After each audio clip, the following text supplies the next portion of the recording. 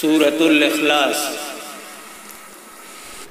اعوذ باللہ من الشیطان الرجیم، پناہ مانگتا ہوں میں شیطان مجوس سے۔ بسم اللہ الرحمن الرحیم، شروع اللہ کے نام سے جو بڑا مہربان اور نہایت رحم والا ہے۔ قل هو اللہ احد، اے رسول کہہ دیجئے وہ اللہ ایک ہے۔ اللہ الصمد، اللہ برحق اور بے نیاز ہے۔ لم یلد ولم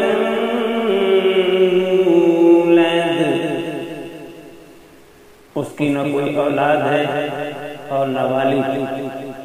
وَلَمْ يَكُنْ لَهُ كُفُوًا أَحَدٌ، اور نہ اس کا کوئی کفو اور ہمسر ہے۔